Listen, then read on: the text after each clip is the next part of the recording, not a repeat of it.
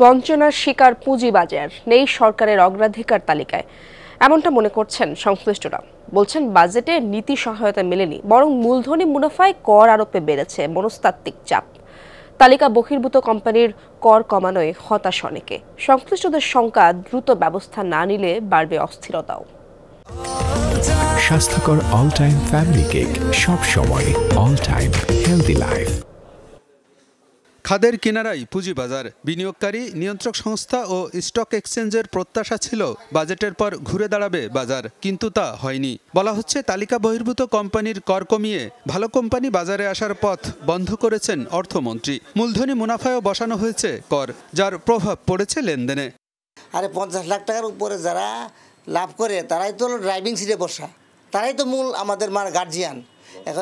এবং তারা যদি অফ হয়ে যায় তাহলে পুঁজিবাজারে পুরো সারা বছরের লেনদেনই বন্ধ হয়ে যাবে। এটা আমাদের কাছে স্পষ্ট প্রতীয়মান যে এটা জোর করে মার্কেটটা এই দুরবস্থা সৃষ্টি করা হয়েছে। আমরা তো অনেক দিন ধরে এই মার্কেটে আছি, তো এর চেয়ে আর পড়ার কিছু নাই। আমরা দিনের পর দিন এই ধারাবাহিক পতনে সাধারণ বিনিয়োগকারীগণ সবচেয়ে বেশি ক্ষতিগ্রস্ত হচ্ছে এবং আমরা এই ক্ষতি পুষিয়ে নেওয়ার জন্য মাননীয় প্রধানমন্ত্রীর হস্তক্ষেপ কামনা করছি। 50 লাখ টাকার বেশি মুনাফা করলে করের আওতায় আনার প্রস্তাব করা হয়েছে বাজেটে। সংশ্লিষ্টরা বলছেন এ ধরনের করের আওতায় আসবে হাতে গোনা কিছু বিনিয়োগকারী, তবে এর মনস্তাত্ত্বিক প্রভাব অনেক বেশি।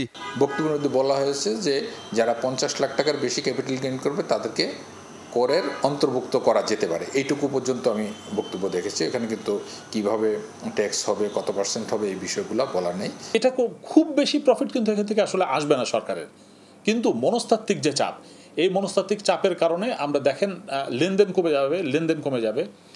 যারা বড় বিনিয়োগকারী, যারা বাজারকে লিড দেয় অনেক ক্ষেত্রে, এই বিনিয়োগকারীরা অনেক ক্ষেত্রে নিরুৎসাহিত হবে। বাজার সংশ্লিষ্টরা মনে করেন পুঁজিবাজার গতিশীল করতে প্রয়োজন নীতি সহায়তা। আমাদের বাজারের জন্য যে চাহিদাগুলো আছে এগুলো যদি কিছুটা মিট আপ করা যায়, আমাদের কিছু না দেখ, খারাপ কিছু যেন আমাদের জন্য না আসে, অন্তত গেইন ট্যাক্সটাকে যেন মাফ করা হয়। পুঁজিবাজারকে গতিশীলতার জন্য যে সকল বিষয়গুলোতে গুরুত্ব দেওয়া দরকার সেই বিষয়গুলো আমরা আগেও বলছি, এখনও বলতে চাই, যেটা যে লভ্যাংশের উপরে যে ট্যাক্স ধারণ করা হয় সেই ট্যাক্সটাকে প্রত্যাহার করা উচিত। তালিকাভুক্ত এবং অতালিকাভুক্ত কোম্পানির মধ্যে ট্যাক্সের ব্যবধান বাড়ানো দরকার।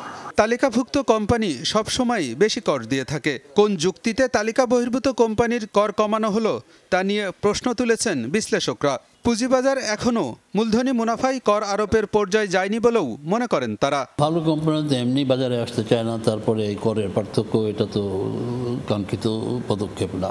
আমার মনে হয় যে এই পর্যায়ে আমরা পৌঁছাইনি। আমাদের যে বর্তমান পরিস্থিতি তাতে এই ক্যাপিটাল গেইনস ট্যাক্স ইম্পোজ করার কোনো জাস্টিফিকেশন নেই। পুঁজিবাজারকে গতিশীল করতে অর্থের যোগান বাড়ানোর পরামর্শ সাবেক এই অর্থ উপদেষ্টার। আলমগীর হোসেন, যমুনা নিউজ, ঢাকা।